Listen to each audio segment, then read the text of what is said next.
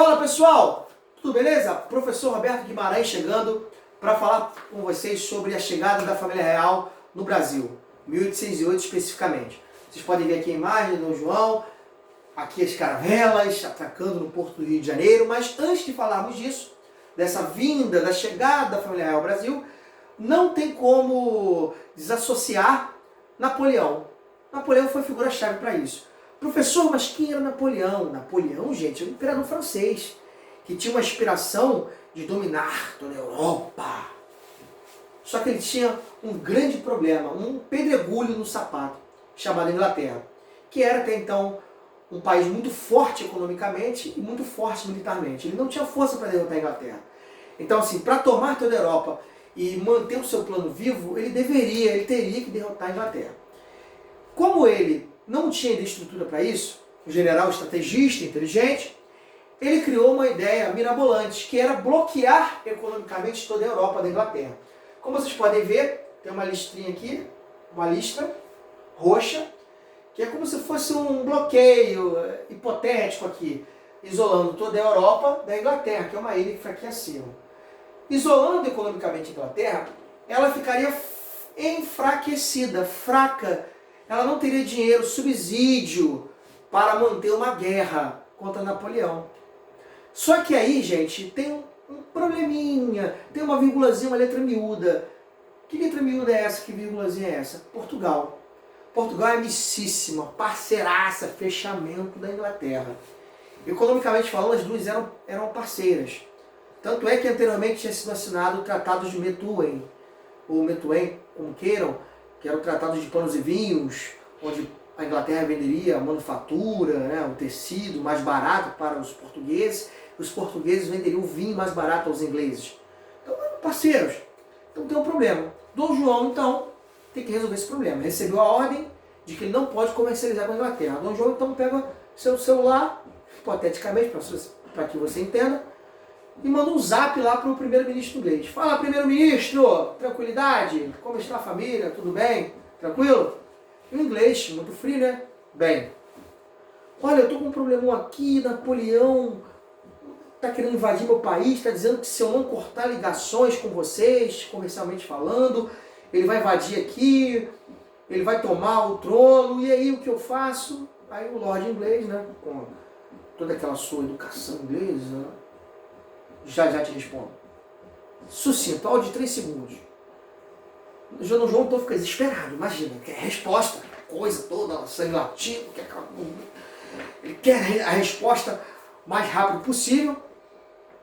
O Lorde inglês, Stranford, que era o representante da Inglaterra em Lisboa, o irlandês, Stranford, recebe um zap do primeiro-ministro.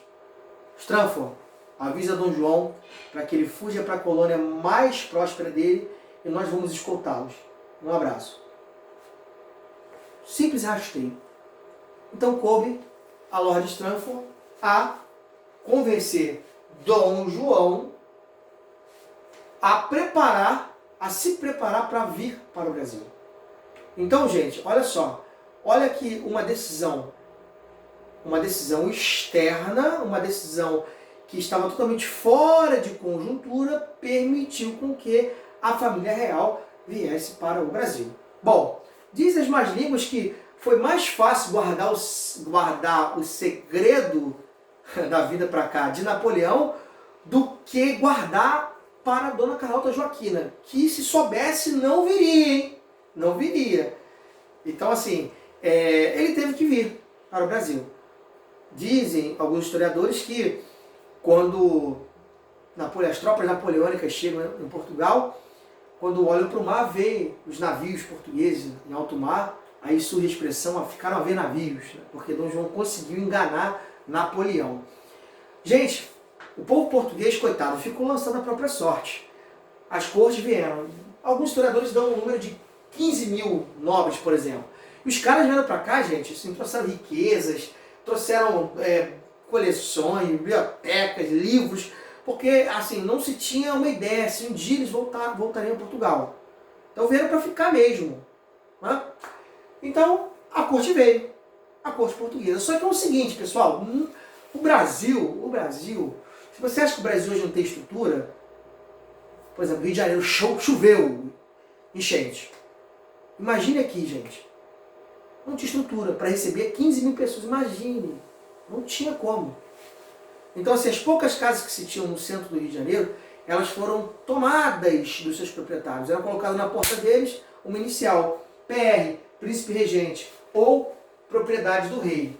Aí o carioca, o brasileiro, como é gozador, é gozado por natureza, ele dizia, não, põe-se na rua. Põe-se na rua, porque na verdade era um põe-se na rua. Então, foi se tomando casas, foi se criando uma mínima estrutura. Dom João chegou, a corte está aqui, chegou Dom João, beleza, coisa bonita, chegou a corte todinha. Belezinha? Bom, primeira coisa que ele fez chegar no Brasil, está aqui. Abrir os portos brasileiros às nações amigas. Diga-se de passagem, Inglaterra. A Inglaterra era a principal aliada. O que é abrir os portos? O que é isso? Gente, é você abrir o país comercialmente. É isso aqui, é quebrar esse pacto colonial. O Brasil agora poderia comercializar tete a tete, frente a frente, porque aqui se transformou em sede do Império Português. Então, por isso, você abrindo as portas, os portos, né? As portas, necessariamente é isso. As nações amigas é você dizer que pode comercializar, pode vir, que nós vamos tratar agora diretamente. Beleza? Porque no esquema do Pacto Colonial, a colônia, ela não fabricava manufaturado. Por exemplo, uma camisa, um calçado, não é fabricado aqui, não poderia, era proibido. O Brasil servia apenas para ser um primário exportador, exportar matéria-prima. Só isso. Então, com a chegada da família real, esse esquema quebra. Por exemplo, você vai ver agora no próximo slide, Dom João, ele muda a conjectura econômica porque muitas coisas elas vão acontecer com a chegada dele. Por exemplo, ele anula a lei que proibia a instalação de indústrias no país. Por exemplo, ele vai permitir a abertura de fábricas, né? A produção agrícola vai crescer, daí o café, olha o café, vai começar a crescer também, né? Vai fundar o Banco do Brasil, também vai criar o Jardim Botânico, por exemplo, o Museu Nacional, beleza? O Brasil passa, em 1815, ser elevado à categoria de Reino Unido de Portugal, Brasil Algarves, né? Em 1821, as capitanias passam a ser chamadas de províncias. Então, assim, é uma mudança. Esta colônia fétida, odiada por Carlota Joaquina, ela passa a ganhar um ar de país, já está se organizando para isso. Só que, pessoal, bom, Dom João amava o Brasil, não amava? Amava. Ele dizia que o Brasil era a terra do futuro. Só que acontece a Revolução do Porto lá. Napoleão ele perde e a Europa, Napoleão perde o poder, ele é derrotado e a Europa passa por uma nova configuração geográfica. E o povo português exige o retorno do monarca. Dom João, se tu não voltar, tu vai perder o trono. Simples assim. E existia um desejo também de recolonizar o Brasil. O Brasil voltar a ser colônia de Portugal. Então Dom João, ele se vê pressionado, muito triste, gostava muito dos meus franguinhos, coitado, né? Poxa, ele teve que voltar.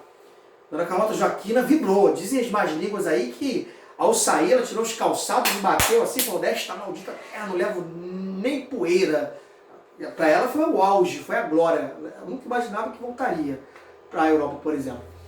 Ele então deixou seu filho mais velho, dos 3 filhos homens, o mais velho, Dom Pedro, conhecido na história como Dom Pedro I, como o príncipe regente do Brasil, né? Chamou o filhozinho no cantinho, pá, falando pelo ouvido dele, Pedrinho, antes que faça independência, faça você.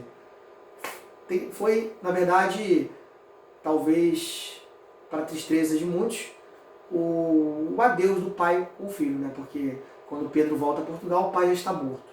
Então, assim, deve ter sido muito emocionante, imagina, né? Então, pessoal, essa é a nossa aula sobre a chegada da família real. Eu espero que você tenha gostado. Não se esqueça, se inscreva no canal Professor Roberto Guimarães.